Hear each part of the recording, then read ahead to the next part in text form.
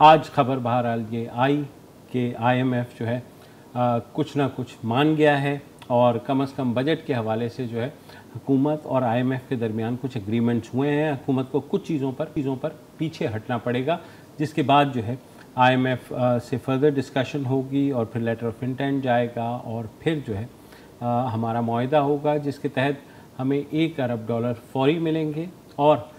शायद ऐसा भी हो कि ये प्रोग्राम जो है वो थोड़ा बढ़ जाए, यानी पहले अगर $6 अरब का था तो ये $8 अरब हो जाए। साथ ही ये खबर भी आई है कि चीन से हमें 2.3 अरब डॉलर का कर्ज़ा जो है वो मिल गया है और उसके अलावा जो दूसरे ममालिक हैं उनकी तरफ से भी जो एश्योरेंसेस थी। मैं अभी सुन रहा था वफाकी वज़ीर ख़ज़ाना जो है मिफ्ता इस्माइल साहब, वो ये कह रहे हैं कि तकरीबन $17.5 अरब की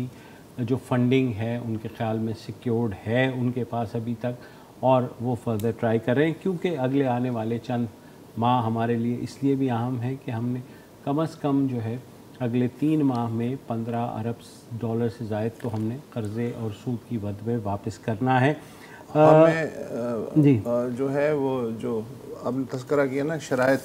हाँ हो गई हैं, तो वो जो रस्सी बंदी है वो क्या है उसकी भी एक झलक ये है कि IMF से जो अंडरस्टैंडिंग हुई है हुकूमत पाकिस्तान की,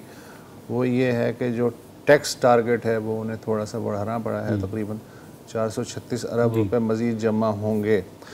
और इसके अलावा हमारे लिए जो अहम खबर है वो ये है कि पेट्रोलियम लेवी जो है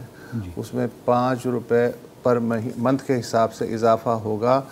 ₹50 तक जाएगा। इसका उर्दू तर्जुमा ये हुआ कि 10 महीने बाद आपको जो पेट्रोल है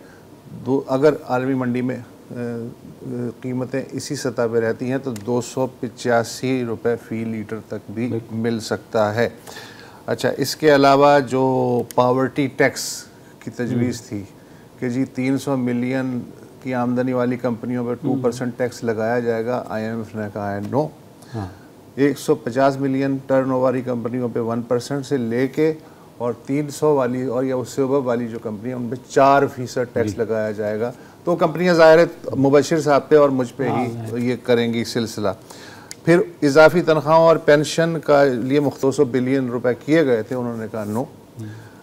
कुदरती आफात जब आती हैं तो आप हाथ छोड़ के खड़े हो जाते हैं कि जी हमारी मदद करें, तो उसके लिए अलहदा से एक फ़ंड में ये पैसे डाल दिए जाएं और उसको बिल्कुल अलग करके आप भूल जाएं कि ये पैसे थे ही नहीं।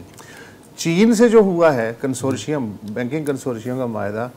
ये सदर जी पंग और वज़ीर आज़म जो हैं चाइना, उस लेवल पे जो मुदाखलत हुई है उसके बाद फिर ये एग्री हुआ है और इसका इतराफ़ हमारे वज़ीर ख़ारजा और वज़ीर ख़ज़ाना कर चुके हैं।